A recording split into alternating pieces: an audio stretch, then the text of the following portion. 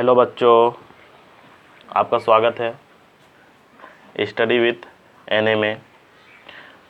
आज हम आपको क्लास 7 का एनसीईआरटी बुक का मैथमेटिक्स का एक्सरसाइज 7.1 का क्वेश्चन नंबर 16 बताने वाला हूँ।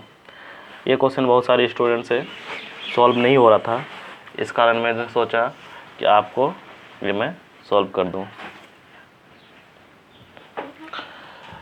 एक विद्यालय में 120 बच्चों के लिए 20 दिन का अनाज था। 8 दिन के बाद 40 बच्चे और आ गए। देखिए क्वेश्चन समझते हैं। एक विद्यालय में 120 बच्चों के लिए 20 दिनों का अनाज था। 8 दिन के बाद 40 बच्चे और आ गए, तो ज्ञात कीजिए कि अनाज और कितने दिनों तक चलेगा। इस क्वेश्चन को सॉल्व करने के लिए सबसे पहले आपको तो ये जानकारी होनी चाहिए कि ये किस परिप्रेक्ष्य में पूछा जा रहा है।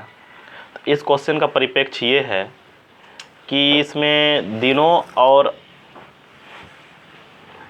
बच्चों यानी कि बच्चों और दिनों से रिलेटेड है, और इसमें अनाज की बात हो रही है, अनाज की उपलब्धता की बात हो रही है, यानी कि खाद्य सामग्री की बात हो रही है। तो जब लोगों की संख्या बढ़ेगी तो दिनों की संख्या उसी अनुपात में घटेगी, लेकिन यदि लोगों की संख्या घटेगी तो दिनों की संख्या बढ़ेगी। तो इस परिप्रेक्ष्य में आपको ये सवाल हल करना है। अगर आप इस परिप्रेक्ष्य में सवाल को नहीं देख पा रहे हैं तो आपकी सवाल ज़रूर गलत हो जाएगा, आपसे बन नहीं पाएगा। चलिए इसको सॉल्व करने की कोशिश करते हैं। तो 120 बच्चों के लिए 20 दिन का अनाज है। 120 बच्चों के लिए 20 दिनों का अनाज है, लेकिन आगे पढ़ने पर पता चलता है कि 8 दिन के बाद 40 बच्चे और आ गए, तो ये अनाज और कितने दिनों तक चलेगा। तो 8 दिनों के बाद आते हैं, यानी कि ये 20 दिनों का जो अनाज था, अब इसमें से कितना दिन का और बचा है शेष, तो और बचा है 12 दिन का शेष बचा है। क्यों? क्योंकि 8 दिन का अनाज पहले ही ये 120 लोगों ने मिल करके हजम कर दिया है। अब बचा है 12 दिन का अनाज। तो ये 12 दिनों का अनाज अब भी तो 120 लोगों के ही लिए ही बचा है। 120 लोग ही ये 12 दिन इसको 12 दिनों का अनाज 120 लोगों के लिए ही बचा है। तो यानी कि 120 लोगों के लिए 12 दिन का अनाज बचा हुआ है। अब होता क्या है ना, 40 बच्चा और आ जाता है, तो अब आपको बताना है कितना दिनों तक चलेगा। तो सबसे पहले आप ये समझिए कि 120 बच्चा के लिए जब 12 दिन का अनाज है तो एक बच्चे के लिए कितना दिनों का हो जाएगा। तो एक बच्चे के लिए हो जाएगा ये 12 × 120। हम बताए थे क्या कि जब जिस अनुपात में घटेगा, मतलब ये बच्चों की संख्या जिस अनुपात में घटेगा, दिनों की संख्या उसी अनुपात में बढ़ेगा। तो ये 1 हो जाता है, तो ये 120 इससे मल्टीपल हो जाता है, यानी कि इतना दिनों तक चलेगा।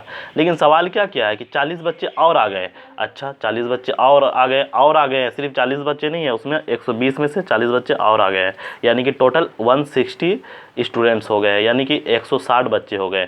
अब ये कितने दिनों तक चलेगा। तो देखिए यहाँ क्या हो रहा है, इस बच्चों की संख्या बढ़ रही है, यानी कि उसी अनुपात में दिन की संख्या क्या होगी, दिनों की संख्या घटेगी। That means 12 × 120/160। अब इसको आप सॉल्व कर लीजिए।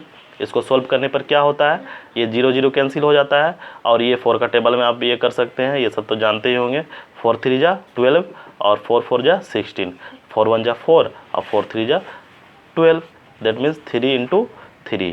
तो आपका ये हो जाएगा 3 × 3 9, यानी कि 9 डेज आपका चलने वाला है, यानी कि इसका आंसर हो गया आपका 9 दिन।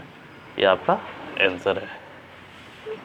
अगर आपको समझ में आया तो वीडियो को लाइक कीजिए, समझ में नहीं आया तो कमेंट कीजिए, और मैं अपना व्हाट्सअप नंबर डिस्क्रिप्शन में दे दूंगा। अगर और किसी सवाल में आपको किसी भी क्लास के मैथमेटिक्स वाले सवाल में दिक्कत होता है तो आप ज़रूर हमसे एक बार संपर्क कीजिए।